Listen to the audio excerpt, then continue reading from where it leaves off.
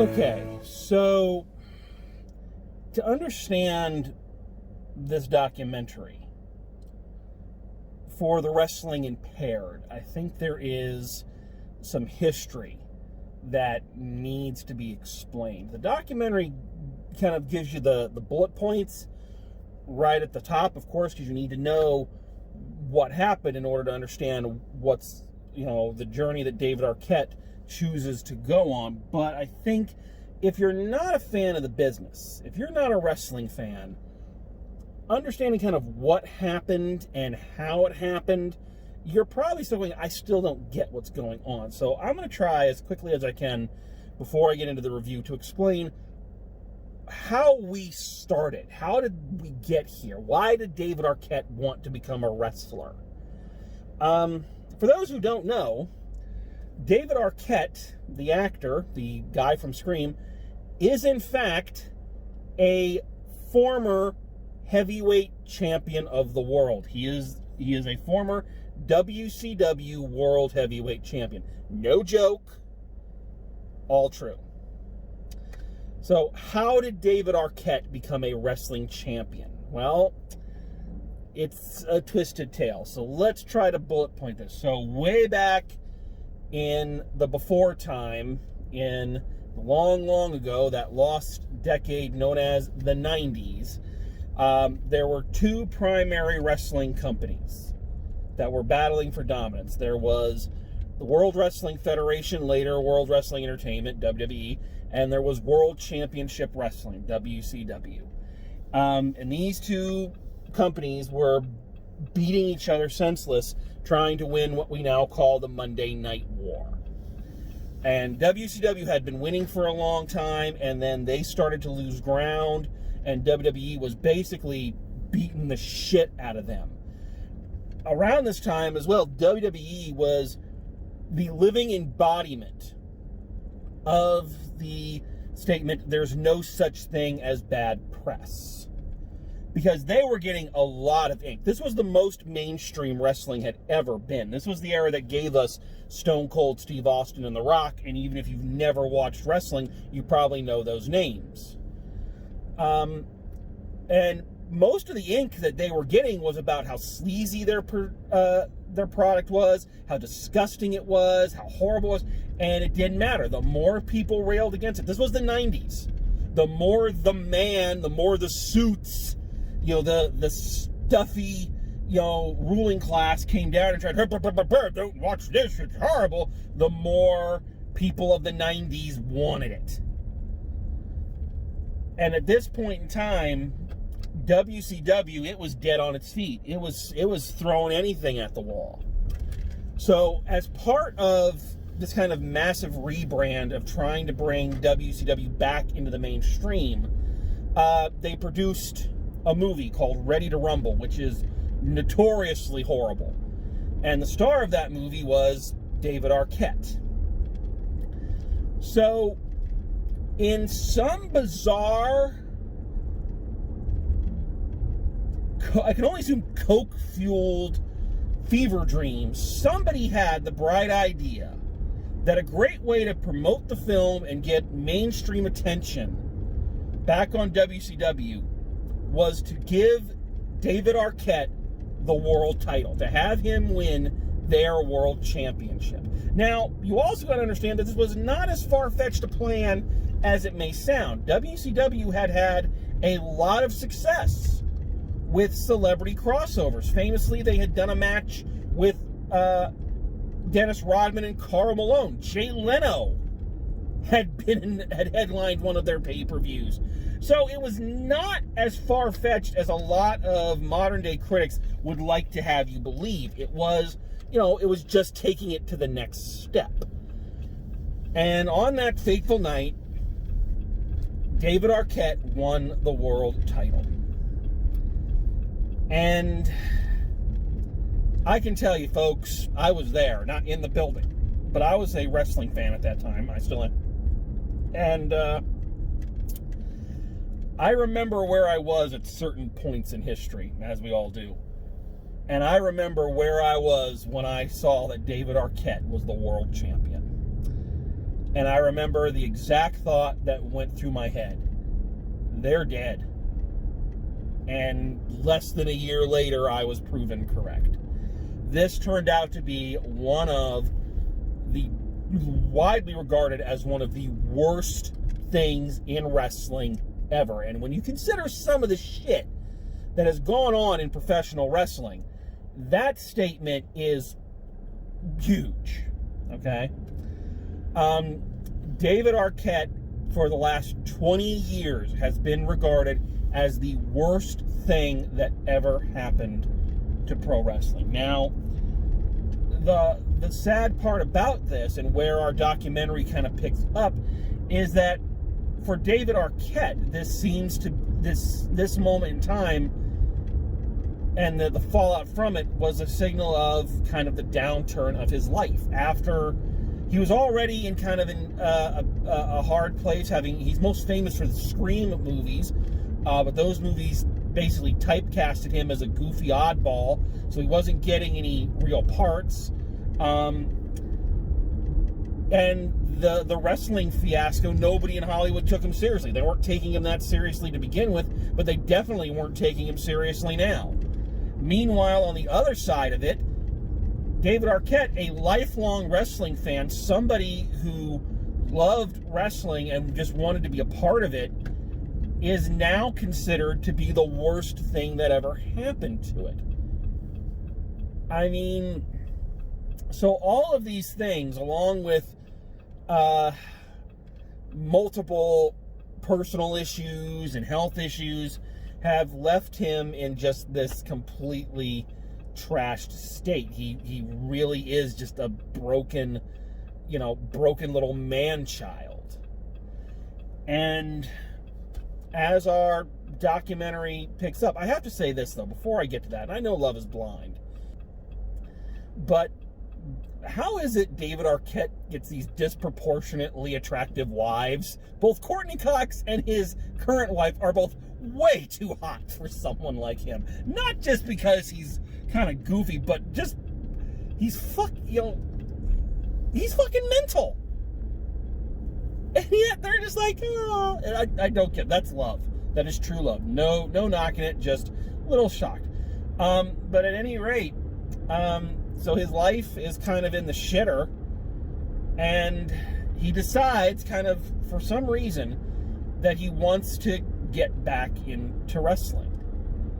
He wants to actually train this time and actually live the life of a wrestler and try to undo some of the damage that he feels he did to the business, or that everybody has told him he's done to the business, and some of the damage he's done to himself. And so he sets out on this mission to train.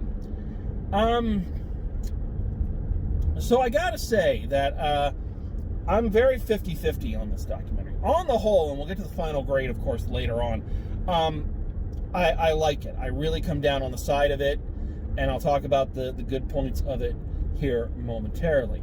Because there are some really good points, but at the same time, there are parts of this that are just so hard to watch and so just disgusting that you really feel ashamed to be a wrestling fan. It is hard to be a wrestling fan. It really is. You know, people want to just kind of see the glitz and the glamour and the fireworks and all of that, but as I said, if you look under its underbelly, you lift up the hood and you see just all of the crap that goes on in this business and some of the people they allow in this business, it makes you sick to your stomach. And there are a couple of instances in this documentary where they really graphically show some of the things that David Arquette went through in his attempt to regain notoriety, or to regain some kind of balance, for one to use a Mr. Miyagi term. So, he starts out, he's training, he's starting to learn, he's trying to get a new gimmick and all this, and he starts out like literally at the bottom at like a backyard wrestling thing. Backyard wrestling is the dumping ground for fat, assholes who think that they're Stone Cold Steve Austin. They're not trained. They don't know what the fuck they're doing. They're just slamming each other around, and a lot of them go in for this hardcore crap.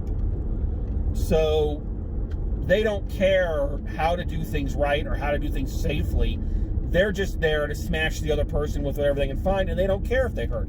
And there's a sequence in this where these backyard wrestling guys, these bullies essentially, because they're going to show David Arquette what it means to be a wrestler, beat the shit out of this, I'm sorry, drugged up, fucking scrawny dude.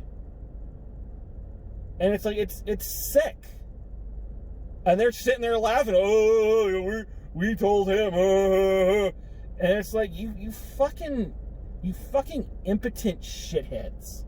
Is your man, first of all, I know I'm no one to talk, but some of those guys are so fucking fat, they probably couldn't find their cock. But are your cocks so goddamn small that that's the only way you can feel like a man, is to beat up on a guy like that and then feel good about yourself? And like I say, they show it in detail, and it's graphic, and it is hard to watch. And then later, he's moved up in the world. He's doing a lot of independent shows, which are now very big business. Independent shows used to be, the dregs, and now they're almost a third or fourth company, depending on how you look at it. But he does a death match with some psycho dude. I don't even know the fucking guy's name. And death matches and those hardcore wrestlers, again, these are not guys that are trained. These are not wrestlers. These are bullies and psychopaths who have found a legitimate reason to hurt somebody and get away with it. That's the story of New Jack from ECW. I can do this and I can beat the shit out of anybody I want and nearly kill everybody, but I'm a wrestler, so it's all right. And this fucking psycho nearly kills him, literally hits him with I think it was a fluorescent light thing, and gouges his neck so bad he nearly bled to death. It was big news at the time. It was only like a year or so ago. And it's moments like this that really just turn your stomach, and it's really hard to watch. It is really, really hard to watch. I guess since I'm on this kick, let's also hit one of the other kind of downsides to this. This is a documentary, but there are a lot of times when I was watching it, when I felt like the story was a little too convenient. Now, I'm not here to say that anybody's life, has to follow a certain path, but the layout of this film, and I don't know how, in what sequence they took everything, but it seemed like it followed a fairly straight chronological path. The layout of this felt a little too pat. Felt almost like a Rocky movie. He starts out, drunk and broken, and he starts, he goes and does the the backyard wrestling. They beat the shit out of him. He starts to train. He goes down to Mexico to train. He works with DDP, and he starts to get better and better, and he's starting to get credibility. Then he does the death match, and he gets hurt, and now he's questioning himself. He's fallen off again. But now here's a challenge from a new rival, and it's going to make him get up, and he's going to go, and he's going to. It just, there are moments of this when I'm watching it feeling like this is a work. I'm being manipulated here. This is not.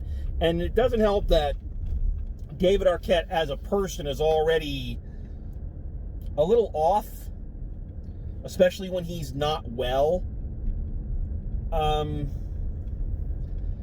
So you don't know how much of what he's doing is just playing for the camera, and how much is him really being the kind of sad, broken man-child that his public persona has been seen as for the last 20 years, and how much of it is him, playing it up. It's I don't like feeling like I'm being manipulated. And there are times watching this when I feel like I don't know if I believe that this is. It's like watching a reality show. Anybody who thinks a reality show is reality is fooling yourself. So I've complained a lot, but here's the thing. I actually really dug this film, and I really felt good watching it. When I say it's like a Rocky movie, it really is. You really end up feeling very good for him and for yourself. I gotta say, first off, I mentioned this already. I'm a wrestling fan, lifelong. And as I said, it's very hard to be a wrestling fan because for all the great things and all the great memories and all the great matches, you just know that there is an seemingly unending cavalcade of horror shows and horror stories that have come out of these things. You know, wrestlers that you looked up to, and you find out that this match that they were in that you remember fondly as a kid, the guy was drunk off his ass at the time.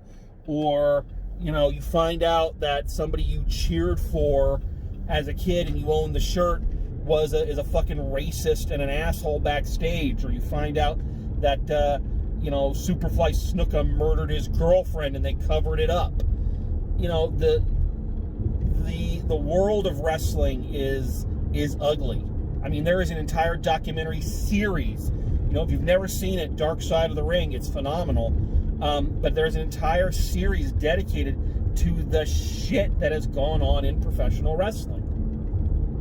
And most of the time, the story of professional wrestling is one of heartbreak. It's one of you climb, you get to the top, and then you fall down. And you don't just fall down, you belly flop.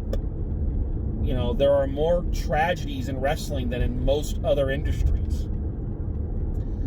And I bring that up because for once, it is really heartwarming to see a life that was actually saved by wrestling. And somebody who, by doing this and going on this journey, actually pulled his life together. You see, when you see him at the beginning, and again, I'm not sure how much of this is really played up. You see him and he's really out of it. He's, you know, he's big and he's, you know, he's doing all this weird shit, you know, and you know he's drunk half the time or he's high half the time, whatever. But as he's training and as he's working at it, and you have to, as many a wrestler will tell you, you can't do this shit if you're out of it. You know, you see him start to get healthy, and he starts being more lucid, and he starts making more sense. You know, he drops weight. He's working with Diamond Dallas Page, you know, one of the truly greatest, nicest men that ever walked the planet. And you see him actually get better, and it's really heartwarming and reassuring, and like, wow, maybe some good came out of this ugly business after all. More to the point, especially for a wrestling fan, if there's one thing wrestling fans love, it's an underdog. We love when the underdog wins. We love your Daniel Bryans, we love your Eddie Guerreros, your Bret Harts, your Rey Mysterios, those guys who fought the odds and they won, even if it was just for a minute. And here you have, I think, the greatest underdog of all. I don't think there's anybody in wrestling who was more hated or looked down on more than David Arquette for, again, something that wasn't his fault. This wasn't his plan. You know, he was just going along with it. And there's a great part in this, I really laughed at it because, of course, Diamond Dallas Page, again, one of the greatest guys ever, he's talking about it, and he says, you know, all these people are bitching at him and yelling at him, but if they came to you and said, we're going to make you the world heavyweight champion, are you really going to say no? You know, he did what any wrestling fan would have done. Anybody would jump at the chance for that 5 minutes, even if you didn't earn it. Who wouldn't? You know, and on top of that, it turns out they had a guy they interviewed at the end credits who said that all the money he got for that, and it was a lot, he gave it to some guy whose family was going through health problems. He gave it all away. And for that, he's been a pariah for the last 20 years. So it's good to see him redeem himself, and it's good to see him prove people wrong, that he wasn't a joke. He wasn't taking this You know, he wasn't just some Hollywood actor who was taking the quick payday. He's a dedicated fan. He loves the business. And I got to say, by the end, when he has his final match with Mr. Anderson, and he's still wrestling now, but this is kind of the climax of the documentary. I found myself really going, go, David. Yeah, you got it. Oh, that was good. That was a great move. You know, and really feeling for the guy. You know, and really almost being proud of him. Because wrestling's not easy. And to do it, especially at his age and with all the health problems he's got, that's something pretty fucking impressive. It really is kind of a Rocky story, because it's a thing where he even says, I'm not a great wrestler. I'm never going to be a great wrestler, but I want to be good enough that people will, you know, kind of see that I'm not a joke. You know, he just wants to go the distance. Sorry, been working all day. So at the end of the day, despite all the ugliness of this, this was a good documentary, and one that, you know, gives you a guy that you both are a little annoyed by, a little put off by, a little disgusted by in some cases, and yet through the journey and seeing him really working hard and applying himself, and, you know, all the steps he goes through, you end up rooting for the guy. You really do, which is not easy. David Arquette's not an easy guy to, you know, to get on board with. Even back before all this, when he was an actor, he was not an easy guy to kind of get on board with. But you do. And, you know, more power to him. Follow your dream. It's the Four Horsemen philosophy. Be whatever you want to be in life, but be the best. And to me, what that means, it doesn't mean you necessarily have to win or be the champion, but you need to put everything you've got into it. Don't half-ass things. You know, and I think that's what the documentary does very well. So let's wrap this up. I don't know what else to say. Final grade for You Cannot Kill David Arquette. I gotta go a B+ on this one. Difficult to watch in certain areas, and more than once I felt like I was being manipulated. But in the end, I think there's enough genuine emotion and genuine human drama in it that it kept you engaged. And again, it was nice to see a wrestling story that necessarily hasn't ended in tears.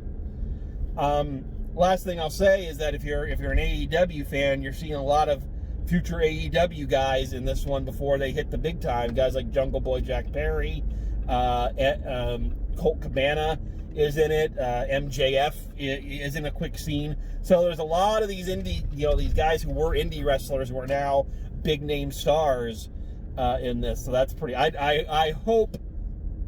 I really don't want to see David Arquette in AEW, but you know, if they bring him in for a one-off, I don't think it'd be that bad. Have him challenge for the TNT Championship. I wouldn't mind that for a night. I think that'd be fine.